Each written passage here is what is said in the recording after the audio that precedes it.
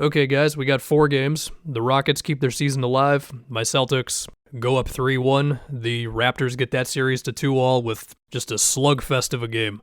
And before we get to the Spurs, we learned that Ant is going to be out for a couple of weeks here with hyperextension. It's very rough news for him and the Wolves, and the idea that we could potentially have seen the last game of Ant already in these playoffs, like that really sucks.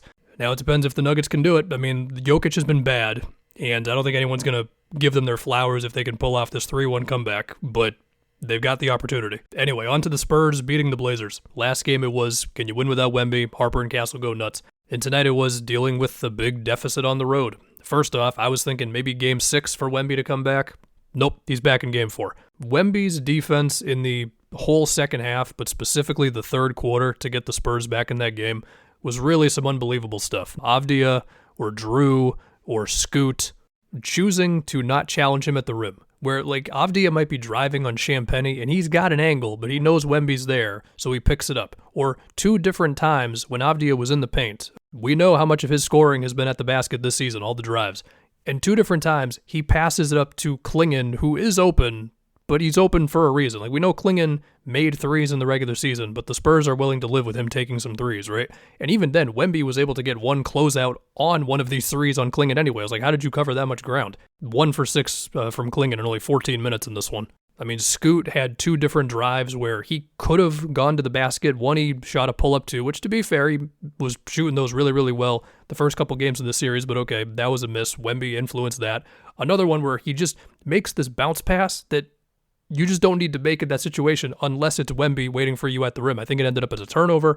Drew, in midair, is like, oh no, I have to pass this to Time Lord or else this is going to get blocked. And then Wemby just blocks Time Lord. I mean, it's just unbelievable. And 27 on over 50% shooting. And then we get to the other side of the floor for the Spurs comeback. Some of it was Fox cooking. That's the hope when you give him that big contract. But also, it was interesting seeing the Spurs problem solve how to deal with the Blazers' bigs. Because we know either Castle's going to have Klingon on him and sagging off of him. I mean, Castle made some threes in this one, huge. But also, they got into a little bit of Castle getting a screen from within the three-point line from Wemby. Or, and this was when Time Lord was in there, a backdoor cut for Wemby because Time Lord still has to worry about the ball handler. Even if you're going to play off a Castle, like Castle's within the three-point line, like eventually you have to go up to the guy, right? Klingon would get stuck on the perimeter. Like there was one where he was stuck on Barnes and he wasn't able to contest anything at the rim. And then Time Lord was playing off of Castle, so Wemby was able to get an offensive rebound where Grant's just wrestling him. I mean, the big's not down there, so somebody else has to try to do that stuff, right? And then you had Fox just cooking on moments where Time Lord was involved in it, like a switch or whatever. And so then eventually Tiago Splitter just went with a small lineup, and well, by that point, they were just already down by double digits. The Spurs, they were just the way better team. And I mean, Castle in this one, I mean, 6 for 14 isn't great, but 3 for 6 from 3 with only, 1 turnover? Where the Blazers are daring him to make jumpers, I mean, you're going to take that. I mean, Harper didn't go crazy in this game, but after the last game, that's okay, Harper. You don't have to go nuts every game. So yeah, I mean, if the Blazers would have finished this game out and won it, then perhaps the conversations would have been, well, perhaps this is the Spurs' lack of experience and all that stuff, even if the Blazers are also in the playoffs for the first time. But, you know, they're a good team at home. And for what it's worth, I think very early in the game, there were some moments of like Wings or Drew on Wemby where they were pressuring him some. I mean, that deficit happened. And the Spurs just answered it from the second half began. Vassell had some jumpers in the comeback. Keldon had the 3 that kind of felt like the dagger created by Fox just from drawing attention. So yeah, cool stuff. Great Spurs win. Okay, next up we are going to go to the Raptors. They have tied it up at 2-all, and the last 2 games are exactly what this series has to look like for the Raptors to do this. Now this game, maybe it was the early start time, I don't know. Nobody could make a shot. I mean, Jacoby Walter has not made a shot in 2 games. Brandon Ingram is still struggling. I don't know if anybody shot well from 3 in this one. Okay, Sam Merrill and B.I. shot well from 3. 6 for 23 overall for Ingram, though. The free throws were big for him. But yeah, we got to go right to just the pressure that they have on Harden and Mitchell right now, where, I mean, Scotty had a couple of really good contests on him on one-on-ones, or Scotty had this one crazy one where, like, he kind of over-rotated to Strus because he thought he was open, and then he's like, well, screw it, I got to go back to Mitchell, and he covers all this ground in, like, a quarter of a second to contest a Mitchell 3. Of course, there was the one late where Scotty was on him, and then Jamal Shed, he makes a mad dash at Mitchell, and if he doesn't get it, he's out of position. Kobe had some good screen navigation moments on Mitchell. Scotty was in the right place as a transition defender a couple times on him, and then we had CMB. where the offensive rebounds in the fourth felt so massive. One of them opened up an Ingram three. The other two I do not remember, but all three of them felt huge. And there was even this like little stretch late third, I think it was, where CMB and Mamu were in the game together, and they were just causing chaos and disruptions. And I think there was one play where all three of them were around Jared Allen in the paint, and he's like, oh crap, I don't know where to go. Yeah, Schroeder was searching for somebody to attack on switches. There was nothing.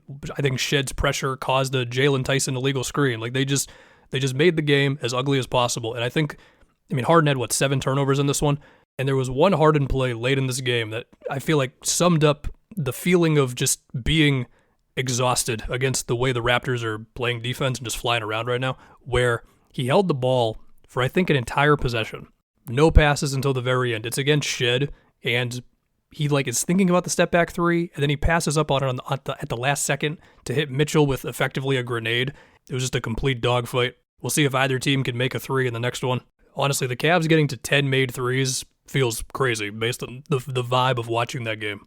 Before the playoffs, I said, if the Cavs see the Pistons in round 2, I will probably pick the Pistons.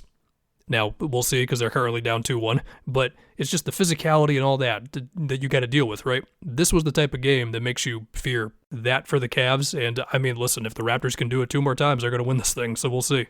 Now for the Rockets, look, this is going to be a really quick one. They had to win the game. They clearly were way more mentally checked into this one than the Lakers were.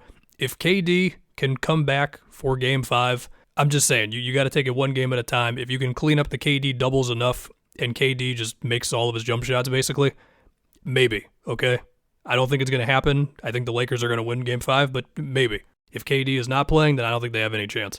Although, to be fair, one game without KD, they would have won if they didn't have a meltdown late, and then they had this game. I don't know. And now we go to my Celtics and the Sixers. So, wherever you stand on should Embiid have played tonight and all that, like whether Embiid's out there or not, Maxey just has to shoot more than 3 times in the first half. And yeah, Maxey definitely looked to get it to Joel in the middle there some, and Jordan Walsh had some good defensive possessions on Maxey. D-Wade was on him before that, unless I'm forgetting. But yeah, I don't know. The whole team was a mess, all right? I don't know if it's really fair to pin it on just, well, Embiid came back and the whole thing fell apart. Maybe I'm being too nice. I don't know. I mean, VJ, the Celtics, they just kept on daring him to make jumpers after that game too, and it's worked out. Besides that, for the Celtics, hey man, the spacing was good, the ball moved, D. White 2 for 4 from 3. Honestly, that's the biggest thing for me right now. Every single Derek White 3 that goes up, I'm just like, please go in. I need this guy feeling good for round 2. Pritchard making tough ones off the dribble, having way more hustle on the offensive glass than Philly in this one. That was great.